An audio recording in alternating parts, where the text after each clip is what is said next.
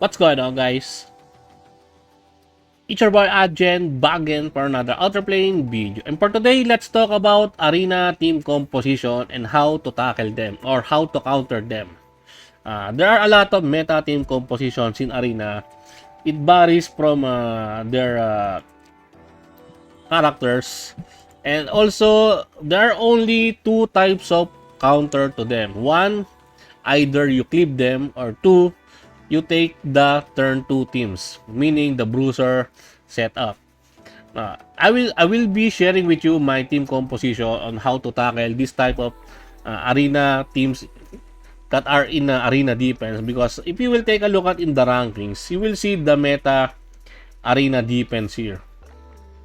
At number 1 for my guildmate Bonkai, we have here 6-star Demi Blada, Demi Aste, Notia, and Maine. This one is a clip team. The only way you will be able to handle this type of teams is either you also have a 6-star Demi Blada and you speed RNG them. He's putting Maine here so that the Demi Blada will have a really high chance of getting the very first turn, because if you are fighting against a 6-star Demi Blada versus 6-star Demi Blada, it all comes down to speed RNG, which is kind of sucks. Yeah, I don't have a 6-star Demi Blada, so this kind of team building here, I cannot counter them. That is just the sad truth about this one. Also, if you're fighting a top ranking player like Bonkai or Cypher, and they all have this type of arena defense, even if you use a really tanky Bruiser turn 2 teams, you still will not survive, because from this one, Demi Blada plus Notia alone can already wipe your team.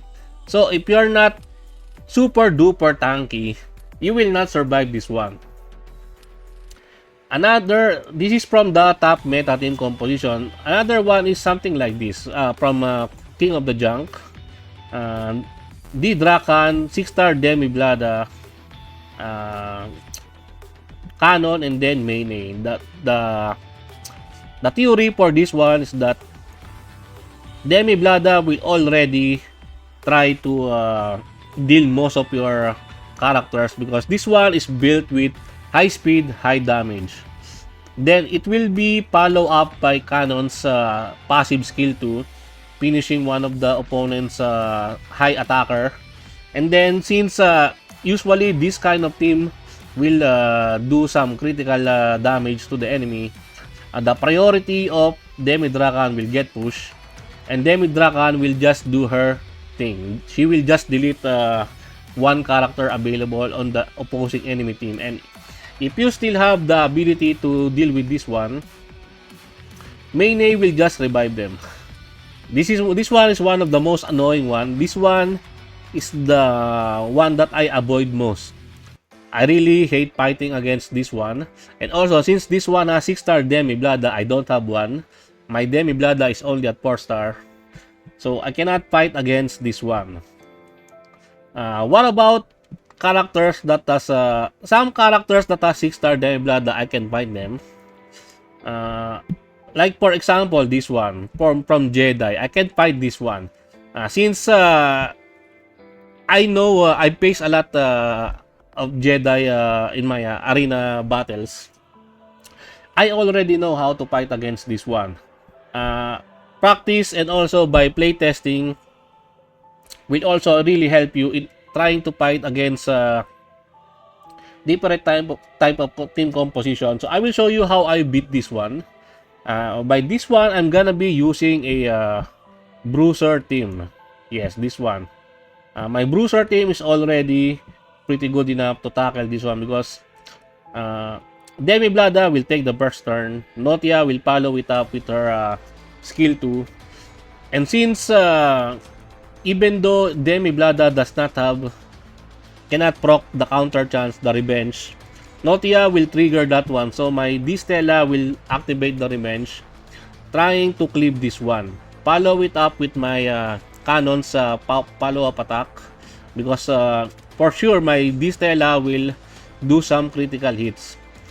I have here Demi Drakan here to delete one character, especially if the enemy has a Demi Aste, because usually instead of Canon they have Demi Aste here.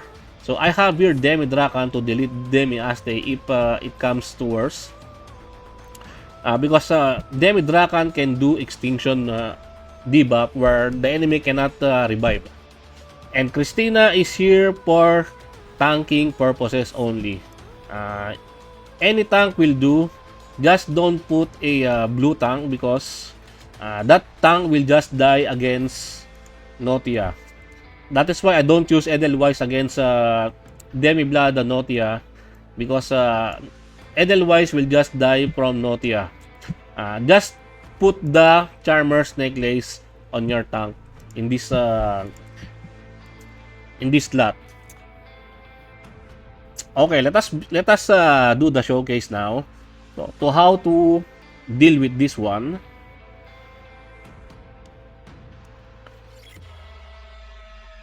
So Demi-Blada will take the first turn. This one will cleave me.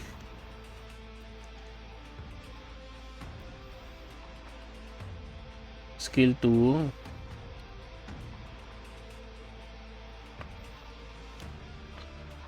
Why? Okay, I thought Notia will not get activated. Then proc my revenge. Okay. See, I've already killed 2 of the enemy's characters, right? If I don't have a Charmer's Necklace tank here, I probably already got wiped out.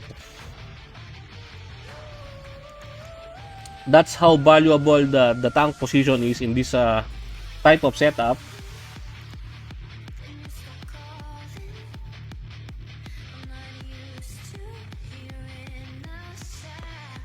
Okay, delete that one. And now it all comes down to one Demi Drakan. Even though Demi Drakan is very strong, she cannot 1v for my team.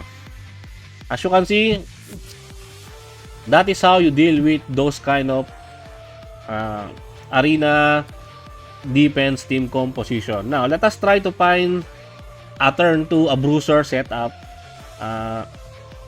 from the opponents, like this one. This one is a Bruiser setup. This one is, you can tell that a team is a Bruiser if a lot of them are a bit tanky and also really slow. So how do you deal with this one? Just clip them. Yeah, just use a pass attack. Usually this type of team composition that I have here Charlotte. This is my hyper mage team. Charlotte, Ame, Diaste, and then Regina.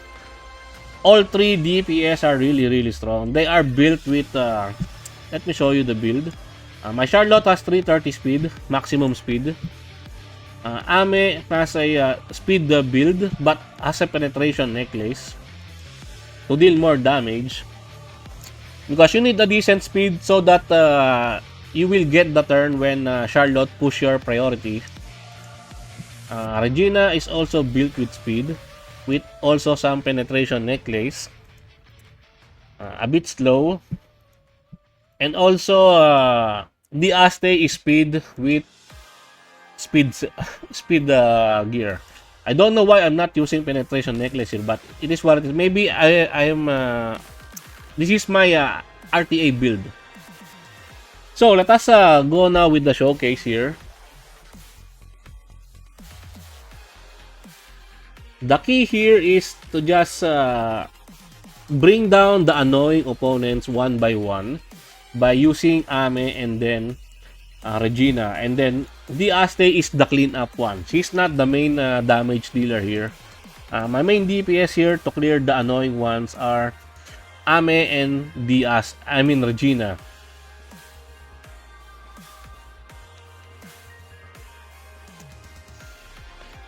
That's really dangerous. The counter procs from Distela. Like what? Let's delete Demi Drakan first. Regina always prioritizes Demi Drakan because she can one-shot Demi Drakan no matter how tanky Demi Drakan is. That is how strong Regina is. Now let us try to deal with Leo. Ame's skill 3 to skill 1 transition is very OP. So if you can fully utilize that one, then you really have a good advantage against this type of opponents. Please don't counter. If this Stella counters, I'm already dead.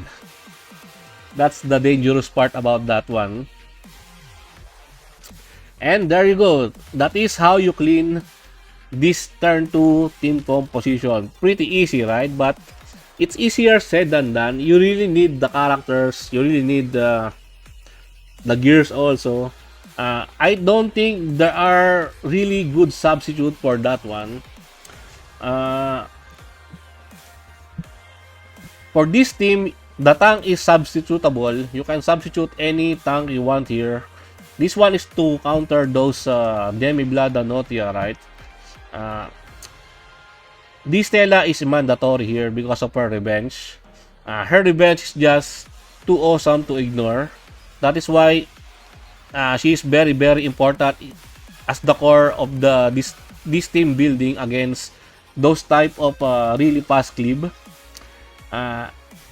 Low star Demi Drakan is okay-ish, but if you don't have 6-star Demi Drakan, then you might have some trouble. For Canon, maybe Regina will do to replace Canon, or maybe another bulky DPS that will be able to withstand the attack from the Demi-Blood Notia combo. That is why Canon is very good, because Canon can hit really hard and also very sturdy. She's very tanky. That is why she's one of the best bruisers in the game right now. Now for the other team, the Hyper Mage team, I don't think you can replace Charlotte with Valentine, but for that one, it's kinda bit tricky because you can only push one DPS with Valentine skill 1.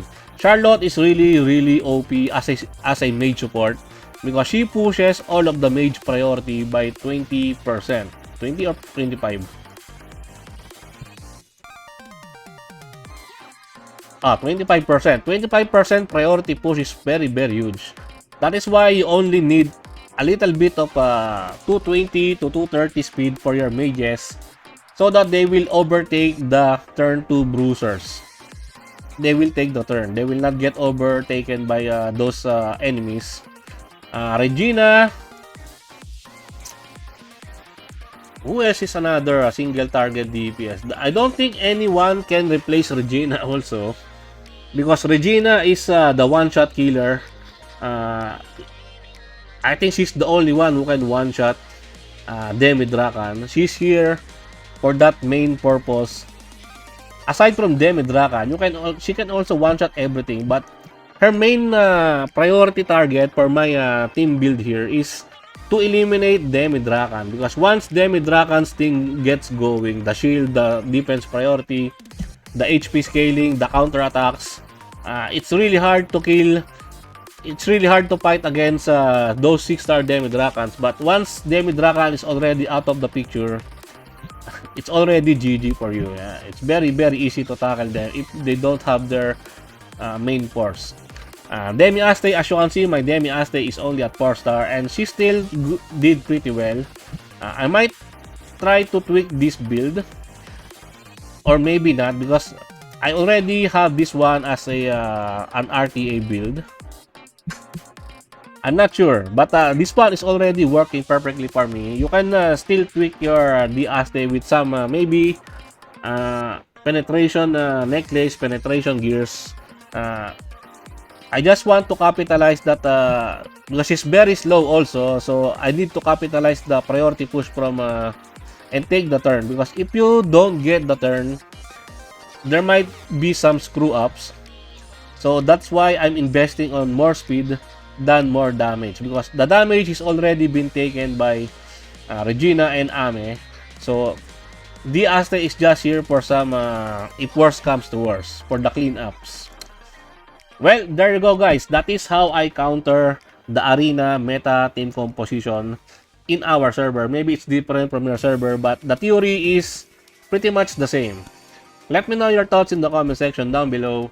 And I think that's it for me for today guys. I hope you enjoyed this video. Please leave a like and subscribe. I would really appreciate it if you could help me grow my channel more.